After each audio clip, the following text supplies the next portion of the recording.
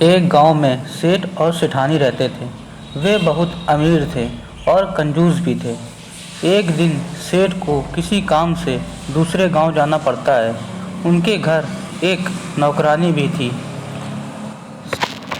सेठ के जाते ही सेठानी नौकरानी पर जुल्म ढाना शुरू कर देती। वह नौकरानी दिन भर घर का काम करती, लेकिन सेठानी को बिल्कुल भी दया नहीं आती और वह हमेशा उसे डांटती रहती थी। दूसरी तरफ गांव में एक कुआं था। बहुत समय पहले एक औरत ने उसमें कूद के जान दे दी थी और कुएं से अजीब अजीब आवाज़ें आते रहती और कोई भी वहां जाने की हिम्मत नहीं करता। फिर एक दिन रोज की तरह विमला घर का काम कर रही थी। विमला, आज तो दोपहर हो गई है, अभी तक तेरा काम खत्म नहीं हुआ है क्यों री? नहीं नहीं मालकिन, आज मेरी तबीयत ठीक नहीं है, इसीलिए आज सारे काम लेट हुए हैं। कल से जल्दी उठूंगी। आज मेरे घर में कुछ मेहमान आने वाले हैं और घर में थोड़ा ही पानी बचा हुआ है। नदी में जा और वहाँ से पानी लेकर आ। वो नदी तो बहुत दूर है, लौटने में तो रात हो जाएगी। मैं कल सुबह सुबह पानी ले आऊंगी। नहीं नहीं, तेरा दिमाग खराब हो गया है। तूने सुना नहीं, मेहमानों को आज आना है तो पानी की ज़रूरत भी आज ही पड़ेगी, चाहे जहाँ से लेकर दे। विमला उदास मन से पानी भरने चल देती है और वह उस चुड़ैल के कुएं के पास से गुजरती है। और विमला कहती है, अरे शाम हो गई, मुझे लौटने में तो रात हो जाएगी, क्यों ना इसी कुएं से पानी भर लें। नहीं नहीं, गांव वाले तो कहते हैं यह भूतिया कुआं है, इस कुएं में तो चुड़ैल रहती है। अगर नदी से पानी भरूंगी तो आने में रात हो जाएगी, चलो इसी से पानी भरती हूँ। और वह पानी भरने के लिए कुएं के पास जाती है। जैसे ही वह कुएं में देखती है, वहाँ अजीब अजीब आवाज़ें आती हैं। कोई है, मेरी मदद करो, मैं इस कुएं में गिरी हुई हूँ, मेरी मदद करो। अरे यह कौन है? लगता है इसे मेरी मदद की ज़रूरत है। तुम कौन हो? फिर जैसे ही वह झांकती है, चुड़ैल उसकी गर्दन पकड़ के नीचे खींच लेती है। विमला मदद मांगती है, बचाओ। तभी उसके सामने चुड़ैल आकर खड़ी हो जाती है। विमला डर जाती है।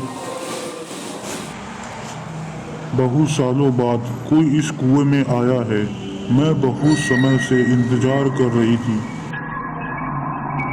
मुझे छोड़ दो, जाने दो।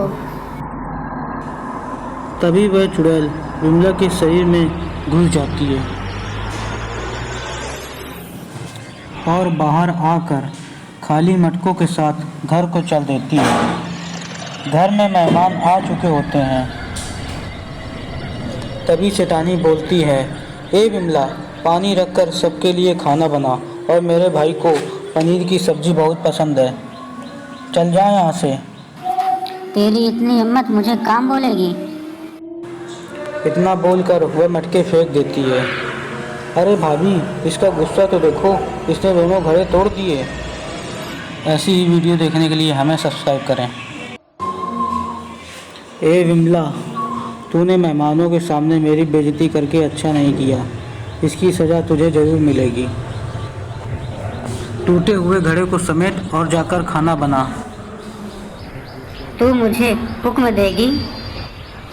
मैं बहुत थक गई हूँ, जाकर मेरे लिए एक गिलास खून भर कर ले आ। अरे भाभी, ये खून मांग रही है। अरे तुम दोनों रुको, इसे मैं सीधा करता हूँ। तू ऐसे नहीं मानेगी। तभी बबलू चुड़ैल के बाल पकड़ लेता है और जोर जोर से खींचता है। अब बोल। अभी बहुत बोल रही थी। तभी चुड़ैल जोर से उसके हाथ में काट लेती है। अरे इसने मेरा हाथ काट लिया। तभी सेठानी बोलती है, रुक, तुझे अभी मैं बताती हूँ। तभी विमला उसे सबक सिखाने के लिए उसके बाल पकड़ती है। क्यों रे मोटी, तू मुझे सबक सिखाएगी? अब बोल। आज इस विमला को क्या हो गया? मेरे बाल छोड़ दे वरना अच्छा नहीं होगा। फिर जैसे तैसे वो अपनी जान बचा के भाग जाते हैं। तभी सेठानी कहती है कि दोबारा घर जाना सही होगा। कहीं फिर से हमला कर दिया तो फिर थोड़ी देर इंतज़ार करते हैं। थोड़ी देर इंतज़ार करने के बाद वो लोग फिर से घर पहुंचते हैं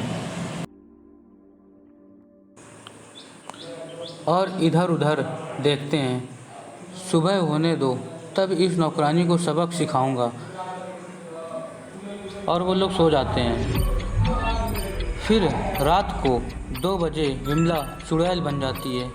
वह बहुत डरावनी लगती है और वहाँ पहुँच जाती है जहाँ वो तीनों सो रहे होते हैं। उसे बहुत भूख लग रही होती है और बबलू की टांग को चबाने लगती है। अरे ये चुड़ैल कहाँ से आ गई? अरे रेखा उठो, अरे मर गए रे, बचाओ। और वो तीनों उस चुड़ैल को देखकर डर जाते हैं। रेखा कहती है, अरे कुछ कीजिए वरना हम मारे जाएंगे। मैं बहुत सालों से भूखी हूँ, अब मैं तुम तीनों को कुएं में ले जाकर खाऊंगी। हा हा हा हा, सबसे पहले तुझको खाऊंगी। अरे भागो रे भागो। फिर वह दोनों भी बबलू के पीछे भागती हैं।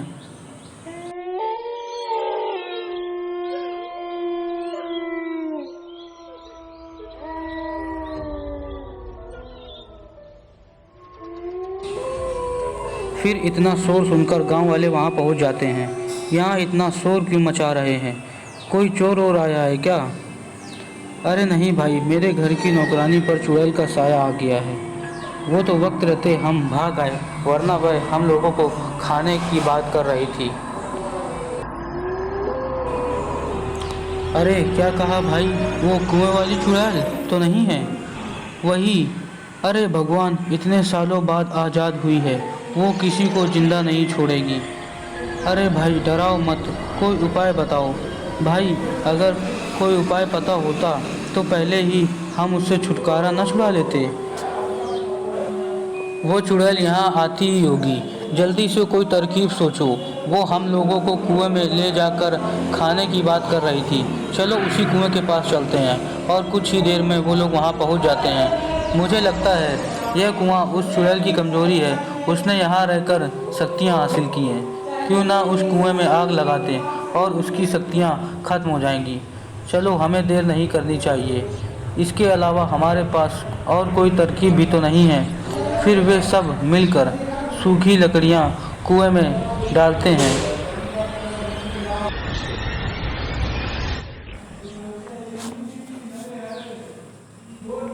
और वहाँ से अजीब अजीब आवाज़ें आती हैं। अरे कहीं वो चुड़ैल यहीं तो नहीं आ गई? अरे मर गए रे, वो चुड़ैल तो यहीं आ रही है। हे भगवान, हमारी रक्षा करो। सब लोग उसे देखकर बहुत डर जाते हैं। ए गांव वालों, तुम सब की मौत तुम लोगों को यहाँ खींच लाई है। ए चुड़ैल, मैं तुझसे नहीं डरता हूँ, रुक, तुझे अभी मजा चखाता हूँ। तभी बबलू जलती हुई मसाल लेकर उस कुएं में फेंकता है और उस कुएं से बड़ी बड़ी लपटें निकलती हैं।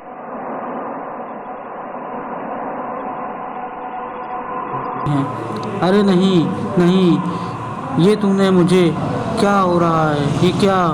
फिर देखते ही देखते वह चुड़ैल भी जलने लगती है और जलकर राख हो जाती है और कुआं उसके चंगुल से आज़ाद हो जाता है। विमला, मुझे माफ़ कर देना, तुम वापस आ गई।